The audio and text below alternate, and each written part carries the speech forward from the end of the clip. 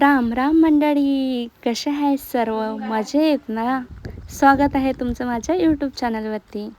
आज आहे सोमवार आणि आम्हाला जायचं होतं शिवजीच्या मंदिरामध्ये. तर सकाळी लवकर उठून आम्ही सकाळची सर्व कामे आटपून घेतली आणि घेतलं पूजेचं सामान काढायला. मी सर्व पूजेचं सामान काढून घेतलं आणि निघालो मंदिराकडे जायला. हे मंदिर आमच्या शेताजवळच्या विश्वगंगा नदीच्या काठावर वसलेला आहे. तर तिकडे जायला प्रॉपर असा रस्ता नाही, तर शेतातूनच जावं लागतं. आणि रस्ता पण नदीमधून असताना खूप झाडं झुडं वगैरे पार करून जावं लागतं. तर ही बघा आमची विश्वगंगा नदी आणि हा नदीचा काठ. तर इकडे एवढे सारे दाट झाडे आणि त्याच्यावर बसलेली आमची वानरसेना. वानरसेना आम्हाला झाडावरती खूप सारे माकडे दिसले आणि ते आम्हाला बघून मोठ्याने झाडावरती नाचायला लागले. आम्ही त्यांना न घाबरता नदीमध्ये उतरायचं ठरवलं. नदीचा रस्ता खूप खराब, नदीमध्ये उतरायला रस्ता थोडा चढ उतार असल्यामुळे आम्ही आमची चप्पल वगैरे खाली आधी फेकली आणि नंतर हळूहळू उतरायला घेतलं. आम्ही न पडता नदीमध्ये आरामात उतरलो आणि थोडंच समोर जाताच आम्हाला नागदेवताचे दर्शन झालं. तुम्हाला दिसले का नागदेवता? दिसले असतील तर कमेंट करून सांगा. दिसणारच नाही, कारण ते एकाच क्षणापुरता आम्हाला दिसले आणि या दाट झाडामध्ये निघून गेलेत. जसे ते दिसताच आम्ही शिवस्तुती म्हणायला सुरुवात केली. तुमचा काही अनुभव आहे का? तुम्हाला नाग दिसले आणि तुम्ही न घाबरता रस्त्याने चालत गेले? मला तर बाबा खूप भीती वाटतं. दिसता क्षणी मी शिवस्तुती म्हणायला सुरुवात केली आणि हळूहळू नदीमधून मंदिराकडे जायला सुरुवात केली. शिवस्तुती म्हणता समोर आम्हाला एक पाणी जिरवा प्रकल्प दिसला आणि तिथं पाणी असल्यामुळे तिच्या आजूबाजूला थोडं हिरवे झाडं वगैरे आणि धोत्राची खूप सुंदर झाडे तिथं आलेली होती. त्या झाडांचे फळ आणि फूल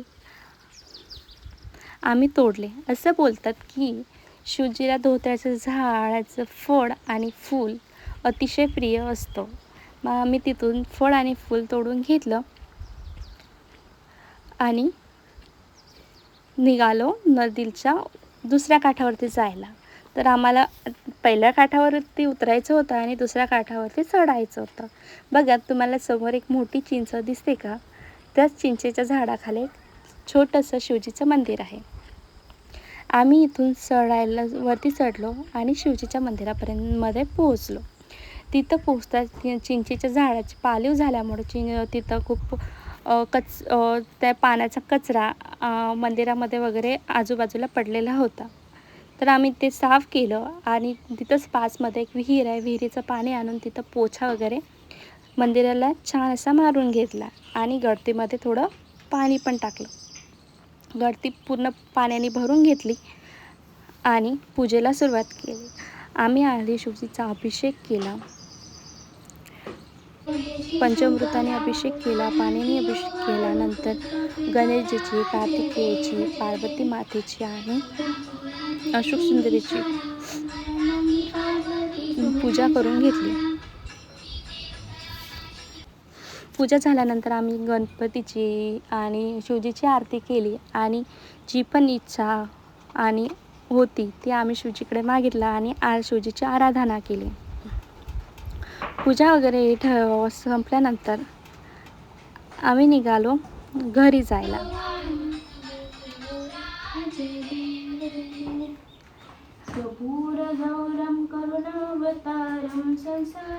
घरी निघालो तेव्हा एक काकू तिकडे आलेल्या. त्या आम्हाला बोलतात, पूजा झाली का? आम्ही त्यांना हो बोललो आणि तिथून जायला निघालो.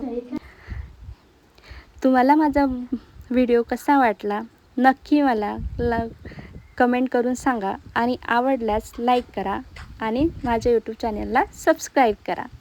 हे बघा, आमच्यासोबत आले होते आमचे चिंकू मिंकू. हे नेहमी आमच्यासोबत येतात. जिकडे आम्ही गेलो तिकडे हे आमच्या सोबत असतात.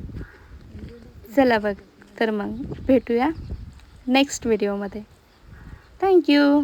Bye bye.